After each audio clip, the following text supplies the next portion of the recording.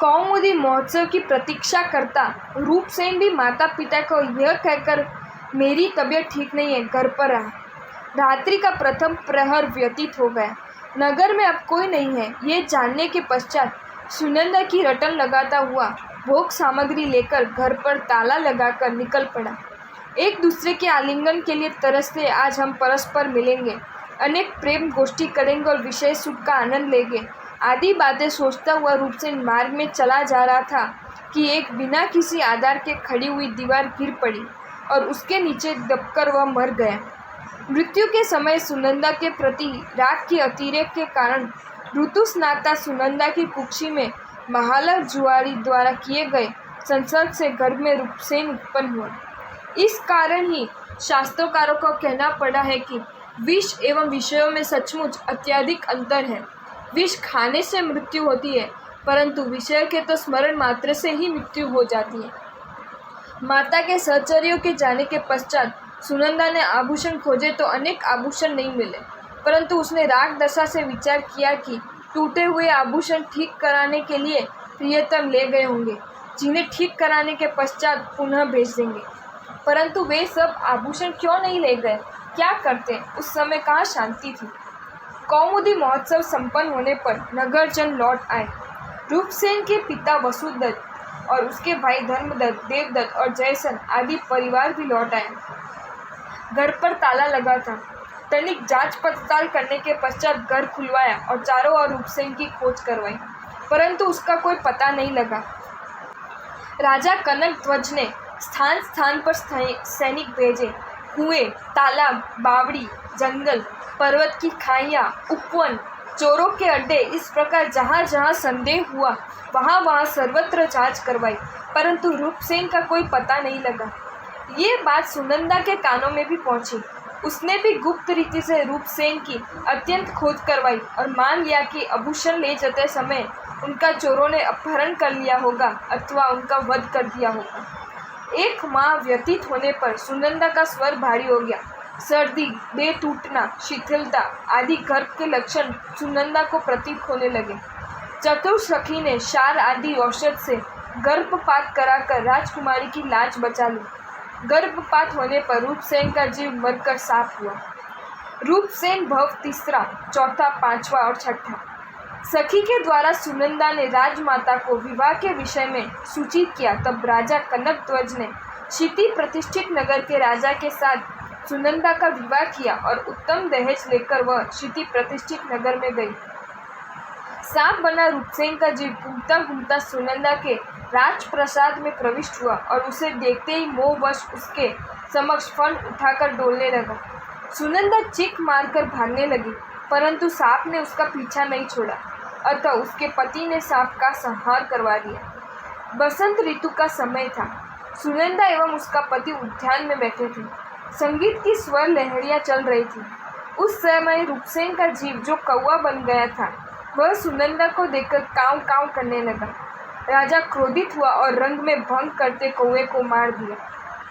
एक बार सुनंदा एवं उसके पति ग्रीष्म ऋतु में बरगद के वृक्ष के तले बैठे थे। भूमि पर जल छिड़का हुआ था। वहां एक हंस आया और सुनंदा के सामने देखकर हर्ष से मधुर ध्वनि करने लगा। राजा रानी उसे बराबर निहार रहे थे। इतने में एक कौवा राजा पर चोंच मारने लगा, जिससे राजा का क्रोध आया और उसने तीर छोड़ दिया। वह तीर सीधे कौवे को न लगकर बेचारे रूपसेन के जीव उस हंस के लगा, जिससे तत्काल उसकी मृत्यु हो गई और वह एक जंगल में हिरण के रूप में उत्पन्न हुआ। एक घोर वन में सुनंदा एवं राजा के समक्ष कुछ संगीतज्ञ सुंदर गीत गा रहे थे। वन के अनेक पशु एकत्रित हुए और सभी संगीत में तन्मय हो गए।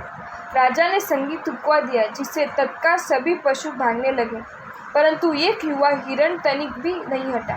राजा को हिरण बड़ा सुंदर लगा। उसने उसका वध कर दिया और राजप्रसाद में भेज दिया।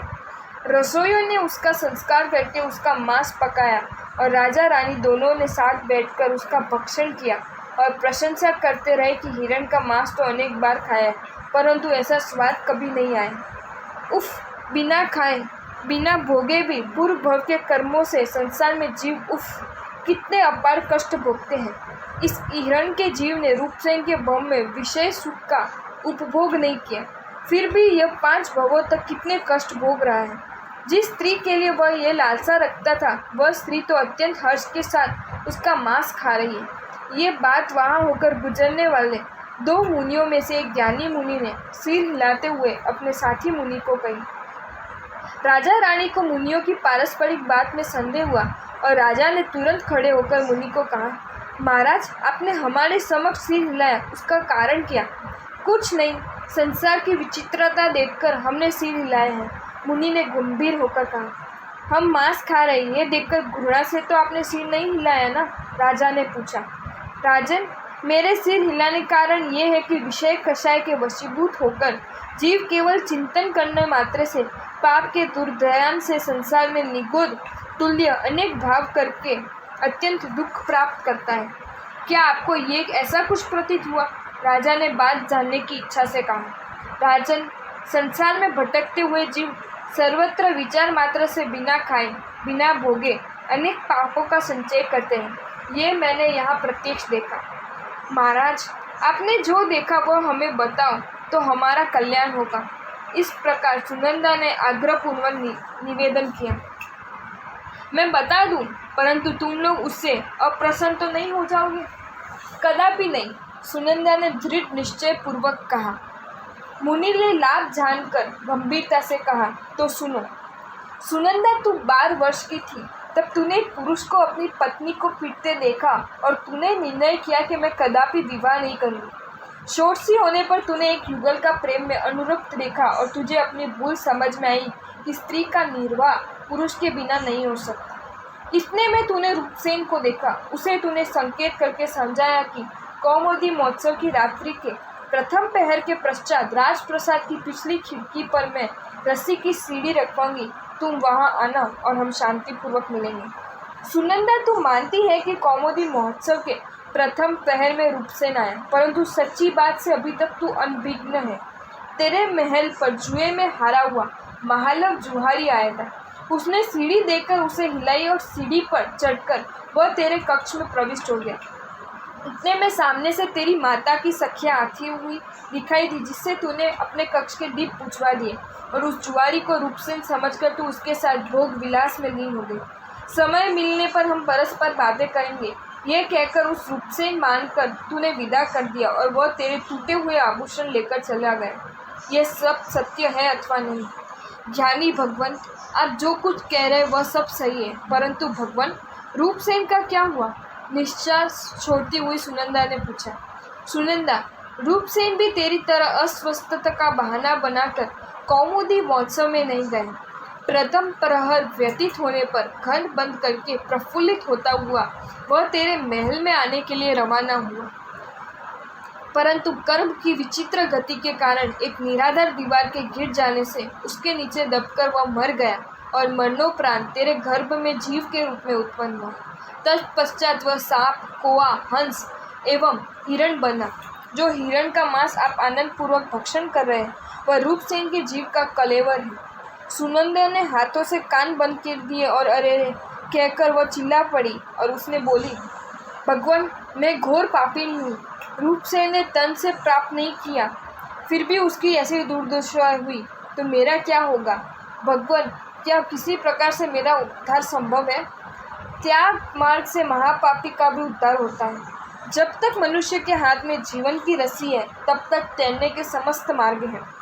भगवान, रूपसेन का जीव हिरण की योनि में से च्वव कर रहा कहाँ उत्पन्न हुआ है? उस बेचारे का क्या किसी प्रकार से उद्धार होगा? भद्रे, विंध्याचल के सुग्राम गांव के सीम में वह हाथी के रूप में उत्पन्न हुआ है। तेरे ही मुँह से वह पूर्व के 7 भवों का विवरण सुनेगा, जिससे उसे जाति स्मरण ज्ञान होगा और उसका मोह नष्ट होगा। वह धर्म प्राप्त करेगा और देवलोक में जाएगा।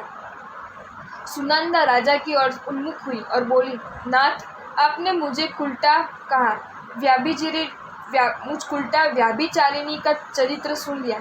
मैं भ्रष्ट चरित्र वाली रूपसेन के अनर्थ की कारण हूँ। आप आज्ञा प्रदान करें तो दीक्षा अंगीकार करके मैं अपना और जिसके मैंने 7 भव नष्ट किए हैं उसका कल्याण करने का प्रयास करूं। राजा बोला, देवी, जीव मात्र कर्माधीन है, तू अकेली क्यों? हम दोनों दीक्षा अंगीकार करें और अपना कल्याण करें। मुनिवर, माँ पडिबंधम करे अर्थात विलंब मत करूं कहकर वे गुरुदेव के समक्ष गए। तत्पश्चात राजा ने, रानी ने और अनेक भावुकों ने दीक्षा ग्रहण की। राजा ने उत्कृष्ट चारित्र की आराधना की और उसी भाव में मुक्ति प्राप्त की। अगर आपको ये वीडियो अच्छा लगा हो तो इस वीडियो को लाइक करें और मेरी channel Jain facts and stories को सब्सक्राइब करें। धन्यवाद।